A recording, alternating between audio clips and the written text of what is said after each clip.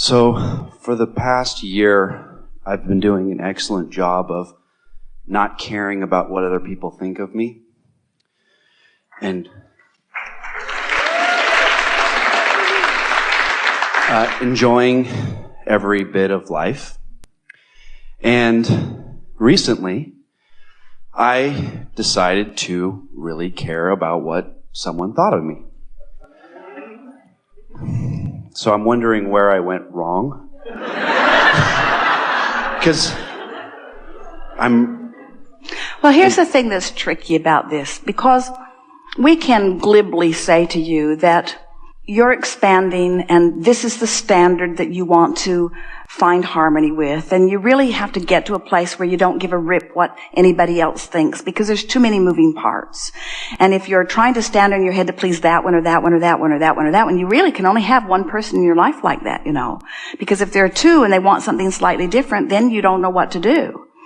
But all of that is, while it is law-based, it's not the easiest thing in the world for you to make work in your life, because the fact of it is, there are a lot of people in your life, and a lot of people do hold you as their object of attention, and a lot of people do have a response to things you do and things you say and things you think. In other words, you're getting constant feedback. So, if you've been trained, like most people do, to try to offer behavior that produces pleasing responses from them, then life's really busy for you. Your parents taught that to you early on. If you please them, they smile. If you don't please them, they punish you in some way. And without meaning to, they were well-meaning in every case, they trained you away from your own guidance system. And the thing that's tricky about that is that as you try to please that one, no matter what it is, there is a strong possibility that you are defying what you have actually put into your own vibrational reality, that your own source energy is calling you towards. So you really have come to a rather strong decision that is of great value when you say, I've decided that it matters most to me how I feel, because it matters most to me that I'm in alignment with Source. But then it turns out that it all kind of fits together nicely, because for you to be in alignment with Source, you must think loving and appreciative thoughts of whoever is your object of attention. And when you're thinking loving and appreciative thoughts of whoever is your object of attention, the law of attraction matches you up with things that feel really good to both of you. In other words, these laws really do not betray you in any way. Here's an interesting way of approaching this. So someone says, I want to be appreciated. So let's say this person who wants to be appreciated looks to a girlfriend or a boyfriend or a mother or someone and wants to be appreciated. But that person, for whatever reason, isn't appreciating them. Now, when we say for whatever reason, what we really mean is you're not evoking it, and so law of attraction is not matching you up with it. But when you're not being appreciated, it feels to you like it's their fault. They should be more appreciating. Because if they were really doing their job, they would appreciate me regardless of the vibe I'm giving off. Which isn't true, but that's the way you feel when you're not in the vortex. So then let's say this person who wants to be appreciated but isn't being appreciated says to their inner being, or to Abraham, that person won't appreciate me, so I would like you to. I want to feel your appreciation. Well, now the interesting thing about reaching to your source for appreciation is that you gotta be in the vicinity of your source in order to feel it. Because your source is offering it all the time. That's the appreciation we want you to be reaching for, not from the peanut gallery. But now, hear how this plays out. So, okay, Abraham, I want to feel your appreciation, so I'm going to tune myself to feeling your appreciation. Guess what happens when you tune yourself to feeling the appreciation of your source? Your lover appreciates you too, because it was you all along. Isn't that interesting? yes. Oh, now you appreciate me. Now I've tuned myself to Source. Oh, now you'll appreciate me. Where were you when I needed you? Well, that's just the way the laws of the universe work, you see. So when you say, I'm not going to give a rip what anyone thinks, we want to modify that by saying, you can't help but care about them because you've put so much of them in your vortex. You have created a version of them in your vibrational reality. And the version of them, oh, this is so good. The version of them that you've put into your vibrational reality is someone who loves and someone who's stable and someone who's sure and someone who knows you and loves you and wants to be with you. That's the version of them that you've put there, you see. And so it's your job to see that version and only that version, no matter how they're behaving. And that's the tricky thing, because some of them are loud. Some of them are just really in your face, not behaving the way you'd like them to behave. But you have to hold to your picture of what you are wanting, or put yourself in a place where at least you're not seeing so much of what you don't want. Don't you think that's a good way of looking at this? That when you reach for the love that Source will always give you, in order to find it, you got to tune yourself to it. And when you tune yourself to it, then only that part of others can show themselves to you. That's why we say, line up with who you are, and then everything else takes care of itself. Law of attraction sees to it. Okay. Now, we know you understand the theory of that. Want to talk about it in detail? A little. I felt like I did that in 2009, and at the end of the year... Well, we don't care about 2009. Okay. We don't care about 2010. We don't care about what you call today. This vibrational reality is bigger and faster. It's where it's at. Listen to this. Your vibrational reality, which is manifestation yet to come, but vibration already in place, from our point of view, is present tense. And your reality that you're living right now, boom, there it went again, there it went again, there it went again, there it went again, there it went again, there it went again, there it went again. Past tense, past tense, past tense doesn't mean diddly squat. It's already done its work. I agree. Put it here, this is where it's at. I agree. All that matters is how you feel now. Because now and how you feel is the juncture where you meet you. How you doing? I'm lonely. Then you're not doing well. I'm ornery, then you're not doing well. I'm hopeful, better. I'm overwhelmed, not so good. I'm hopeful, better. In other words, how you doing? How you doing? I agree 100%. And so, as we said to someone earlier, our best work is to soothe your resistance.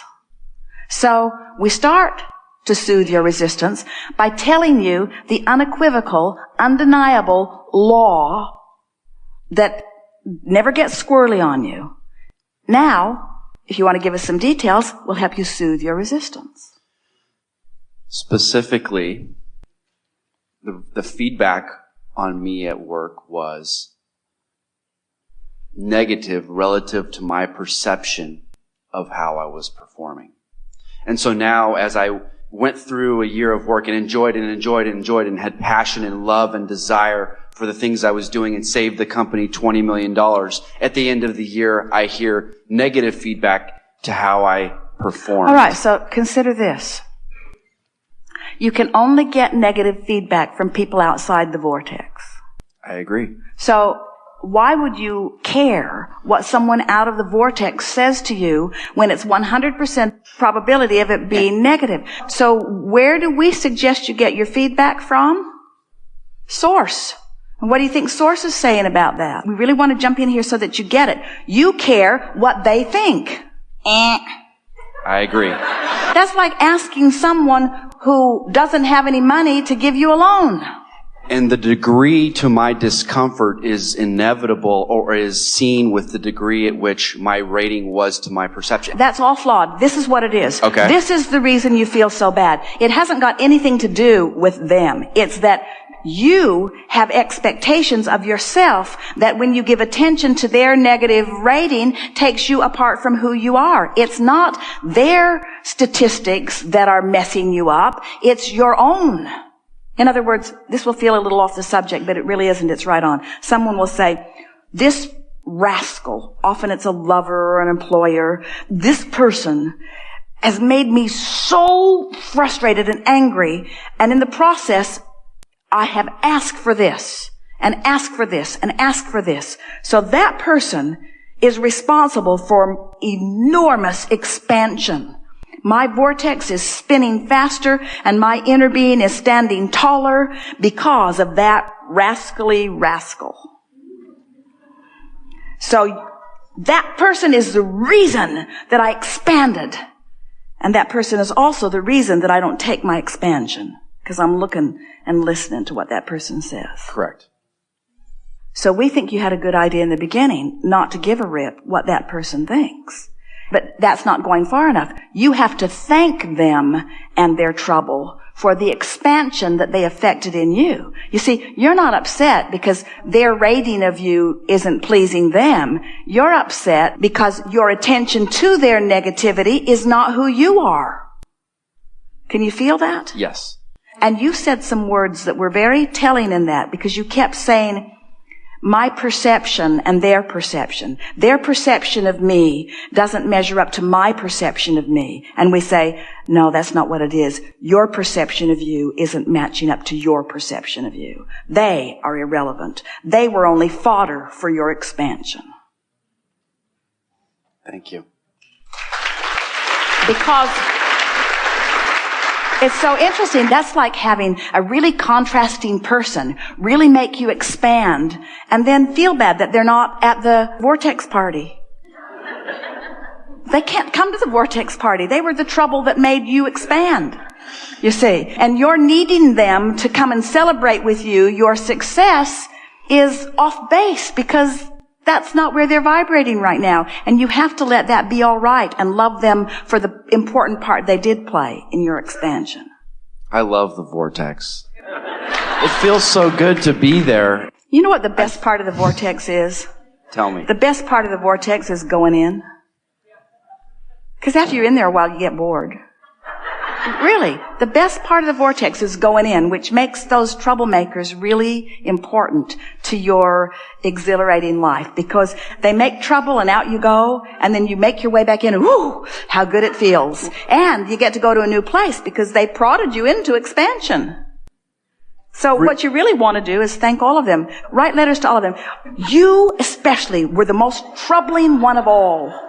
And therefore, I credit you with the majority of my expansion in the year 2009.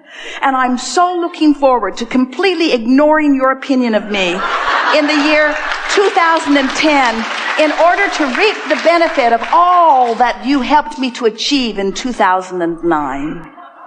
I love it. I love it. Remind me for just 2 seconds again how to just continue to maintain and stay in that vortex and never come out. Never come out. I never want to come out. You missed the point. If we say to you, the best part is going back in, if you never come out, you're going to miss the best part. Thank you very much. Because step one is the contrast that causes the expansion, you see. So you just got to love it all.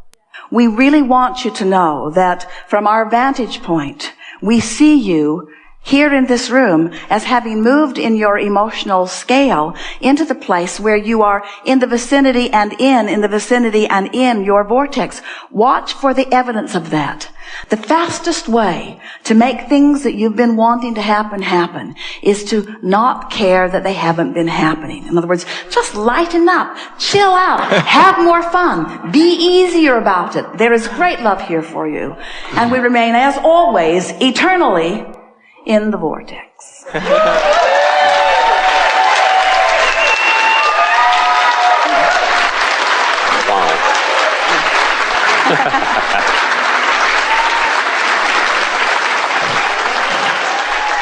Wow, it's been great, folks.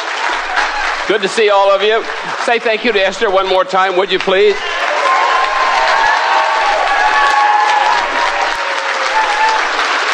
See you downstream.